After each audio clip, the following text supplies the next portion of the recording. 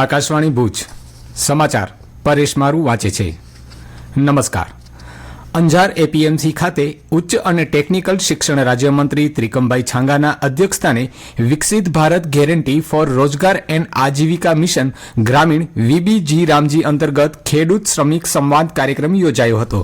મનરેગાના નામથી શરૂ થયેલી વીબીજી રામજી યોજના વિશે માહિતી આપતા મંત્રીશ્રીએ જણાવ્યું કે તેનાથી શ્રમિકોને વધુ રોજગારી મળશે અને ખેડૂતોને સિઝન સમયે સરળતાથી મજૂરો ઉપલબ્ધ થશે.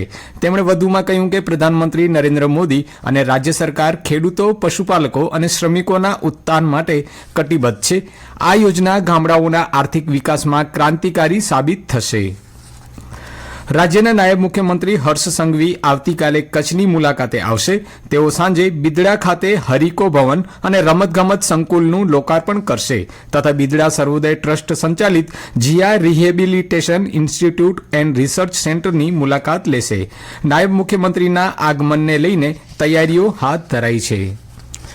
કચ્છ કલેક્ટર આનંદ પટેલે આજે રાપર શહેરની મુલાકાત લઈ સ્થાનિક પ્રશ્નોના નિરાકરણ માટે વિવિધ વિભાગોના અધિકારીઓ સાથે મહત્વપૂર્ણ બેઠક યોજી હતી.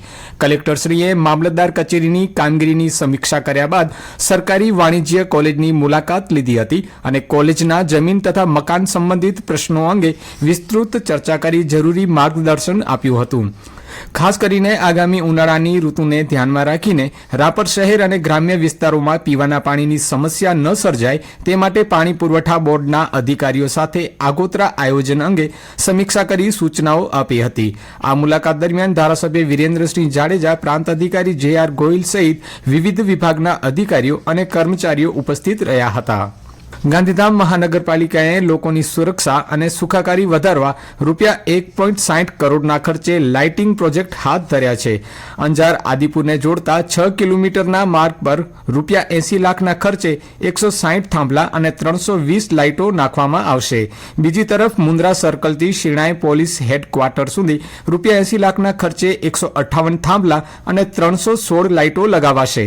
આ પ્રકલ્પથી અંતરજાળ અને શિણાઈ જેવા વિકસતા વિસ્તારોમાં રાત્રિના સમયે સુરક્ષા વધશે. દીનદયાલ પોર્ટ ખાતે ડીપી વર્લ્ડ દ્વારા આકાર પામી રહેલા મેગા કન્ટેનર ટર્મિનલની પશ્ચિમ રેલવેના ઉચ્ચ અધિકારીઓએ મુલાકાત લીધી હતી. ડીઆરએમ, વેદ પ્રકાશ અને અન્ય અધિકારીઓએ પીપીપી મોડેલ હેઠળ નિર્મિત આ પ્રોજેક્ટમાં રેલવે કનેક્ટિવિટી અને ઓપરેશનલ તૈયારીઓની સમીક્ષા કરી હતી.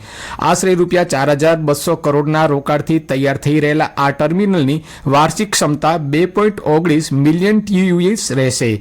1,100 મીટર લાંબી બર્થ ધરાવતું આ ટર્મિનલ મોટા જહાજોના સંચાલનને સક્ષમ બનાવશે. કચ્છ મહિલા વિકાસ સંગઠન દ્વારા આગામી 14 ફેબ્રુઆરીએ મહિલાઓની સલામતી અને હિંસા મુક્ત સમાજના નિર્માણ માટે વિશેષ કાર્યક્રમનું આયોજન કરવામાં આવ્યું છે.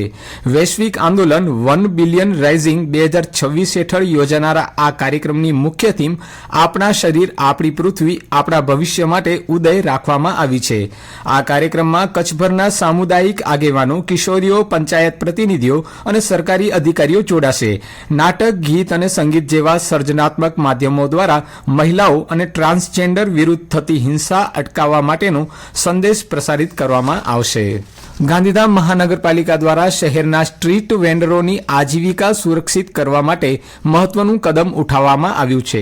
કમિશનર મનીષ ગુરવાણીના જણાવ્યા મુજબ ડીપીએ દ્વારા ફાળવાયેલા 2 પ્લોટમાં 2 ફૂડ વેન્ડિંગ ઝોન અને 1 આધુનિક શાક માર્કેટ વિકસાવવામાં આવશે, જેમાં અંદાજે 200 જેટલા ફેરિયાઓનો સમાવેશ થશે. આ ઝોન પેવર બ્લોક, સમાન કદના સ્ટોલ, લાઇટ, પીવાનું પાણી અને બેઠક વ્યવસ્થા જેવી સુવિધાઓથી સજ્જ હશે. શાક માર્કેટમાં પણ થલા અને શૌચાલયની વ્યવસ્થા કરાશે.